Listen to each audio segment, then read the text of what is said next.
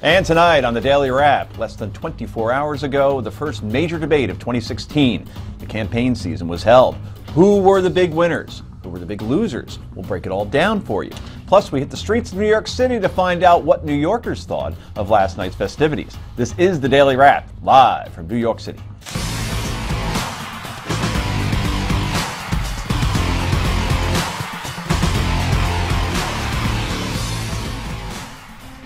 And welcome to the show. I'm Joe Concha, joined by my co-host Rick Unger. I am exhausted. I'm not used to staying up that late. It was, and then I, of course, had to stay up and watch the coverage after. So, of course, you know, 1 a.m. I went till. I think I went a little later, actually. But you know, I love nights like that, so that's my thing. Best debate you've ever seen?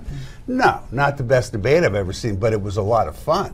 Okay. It was an enjoyable Most entertaining debate you've ever seen? That may be. Yeah. I mean, I have to think about that. I still think the best, you're all going to laugh at my age, but I still remember the Nixon-Kennedy debates when I was 10 years old. Really? And that was the best debate. I thought you were first going to one say, I watched. I thought you were going to say Lincoln Douglas. No. No. No. I missed that one. Right. It was right there and I had to take it. Washington didn't have to debate. To the not-so-geriatric right. She is America's pundit and a Philadelphia attorney. Heather Hansen is back. And finally, he's a speaker, author, patriot, and former Navy SEAL. Carl Higbie, welcome. Thank you for having me back. Tremendous tie, by the way, Joseph A. Bank. Yes, sir. Okay, the same one. We do Almost commercials wore it. now? Yeah. Just saying. I'd Let's like get to right say to the this Daily is- Download.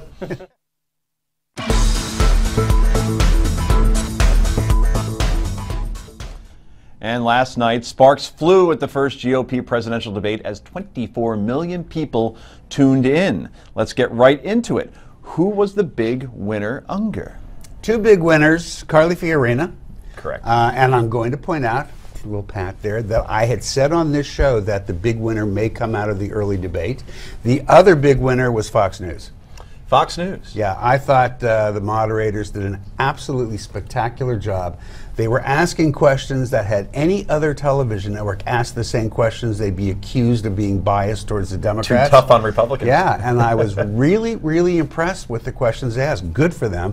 Fox also won because they got, what, 25 million viewers. Yeah, just off the charts. Unbelievable. Most watched primary debate of all time. Carl Higbie, did you think the questions were fair?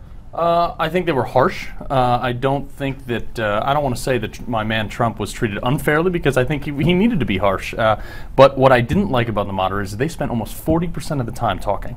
And 31 minutes. Yeah, I think they spent way too much. I think they should have given it all to the candidates. I'm not sure that's, if you're going to, I take your point, but I don't know if that can be avoided. They're asking the questions. Yeah, when you have 10 candidates and you have 3 moderators, that 31-minute line I heard and I tried to put it into context, and then I went back and actually watched it again because I'm a loser and saw that there wasn't really a rambling question that was in there. But there was a lot of compound questions, which so there are 2 questions in one, and then you don't get the answer. First of all, it takes up a lot of time, but second of all, you don't know what they're answering, and you're not getting a specific answer to the specific question. Well, so many of them didn't answer anyhow. Well, that's right, which is what they try to avoid, but it makes it a lot easier to avoid when you've got 2 questions at once. Who are your winners and losers, quickly? I thought Rubio had the best policy answers, and I thought, of course, Carly took the night. Of course. Carl? I think Trump took it and Carly took it. Yep, well, Carly is the consensus. I had Mr. Rubio winning at the not kiddie table, I guess you call that the main course. Okay, let's bring in Newsmax contributor John Fund in Washington, D.C. Mr. Fund, what did you think of the debate last night? Your winner and your loser to start. Well, let's celebrate the fact that 25 million Americans watched a political debate. And I think we had 3 takeaways. Carly Fiorina is a rising star. She'll probably be in one of the main debates soon enough. Marco Rubio is perfectly positioned should Jeb Bush falter to inherit a lot of his support. And Donald Trump, I think the Roman candle is starting to fizzle a little bit. I learned things about Donald Trump I didn't know. I did not know that he still admires single-payer government health care in Canada and Great Britain. Given how badly it works in those countries, that is a triumph of hope over experience. John, it's Rick Unger. I actually agree with much of what you just said. We'll set aside how well the healthcare works. But here's my question. If Carly Fiorina and most of us sitting at the table here agreed with you that she was the big winner of the night, for her to get into the next grown-up debate, who gets kicked out? Well, I think it's going to be a tight call. I think that Rand Paul could go. Chris Christie helped himself a little bit in the debate, but the base of support is not nearly as loyal as Rand Paul's.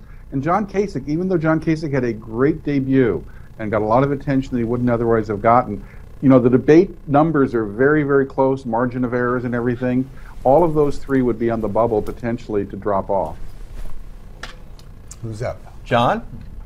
Yes. Yeah, just as far as Kasich is concerned, what was your thoughts on his answer around gay marriage? That seemed to get some big applause. I know it was in Cleveland. I know he's a popular governor. But that seems to be getting a lot of positive press today as far as how GOP members should answer that question, saying he doesn't agree with it, but he went to a wedding and he loved the person that he went to the wedding for, and we shouldn't dismiss them based on their sexual orientation. To the extent that they're millennial voters in the Republican primaries, I think he helped himself. But to call his view old-fashioned and to justify it just on that basis, I think left a lot of people saying, is that the only reason you support traditional marriage? It seemed a little pandering. All right, well, let's go through some of the highlights from last night. Trump made a pretty bold declaration after being asked if he had proof Mexico was sending over criminals. I cannot say I have to respect the person that if it's not me, the person that wins. If I do win and I'm leading by quite a bit, that's what I want to do. I can totally make that pledge. If I'm the nominee, I will pledge I will not run as an independent. Okay, so Trump did dodge the question, though. So, Heather, what did you make of his answer? Well, I think that he lost. There was a big booze in the audience when he said that I won't guarantee that I won't run as a third party because the Republicans, that would be a major problem. Obviously, major. It would hand the election to whoever the Democratic nominee is. Right. And so I think that I think it's consistent with what he's always said. And as he said this morning on one of the shows that I was watching, he just wanted some negotiating power. He looks at this all as a game and not, I don't think, as a really part of the political process. I don't think that he necessarily understands what his answers mean to those who are tuned into the political process. And I think that he did realize when he said that and got boozed that it wasn't the world's best answer. Well, he said they don't like me so much. I got a question for John. Sure. John, what did you make of the fact there were some questions about defense, and a lot of the candidates had something to say about how we should be increasing our troop strength and our Navy, et cetera. But did it strike you as odd that nobody in the context of defense even mentioned cybersecurity, which I think is probably our greatest threat to our national security? Well, there was the discussion around Scott Walker's famous answer that the Russians and the Chinese know more about Hillary's email server. Yeah, but it wasn't a serious conversation about cybersecurity and how we're behind. That's the problem. I think we need debates that are focused just on foreign policy, just on domestic policy. This was a round robin, spreading across all the issues. I also think that Lindsey Graham distinguished himself in the first debate for being the most hawkish I've ever seen a presidential candidate be. Really downcast and dour. Interesting. Carl? John, it's Carl Higbee. Where do you see Bush coming out of this as? Bush was vanilla, meh. I think Bush is waiting for Trump to decline a little bit in the polls. Then the Bush machine, the Bush money will roll in and roll over people who aren't named Donald Trump and are still challenging him. That's his strategy. I think it's a little too cautious for him, though. Well, speaking of Jeb Bush, the governor was asked if his last name would be a problem. And I'm going to run hard, run with heart, and run to win. I'm going to have to earn this. Maybe the bar is even higher for me. That's fine. I've got a record in Florida. I'm proud of my dad, and I'm certainly proud of my brother. In Florida, they call me Jeb because I earned it. And it's his name, so that's what they should call him. Let me ask you a question. Can he get past the brand name of Bush? I don't think that's his problem right now. I really don't. I think he's got problems, but it's his own doing. He did not perform particularly well last night. He had some good substance and some good substantive answers, but he just seems to be foo-fooing all the time. And he's not helping himself, but not because of his name. John, only 15 seconds. Your thoughts on Jeb Bush's performance last night seemed uninspiring to me. Jeb is not the most passionate of candidates. He's a policy wonk. And if you don't like it, you're probably not going to vote for him.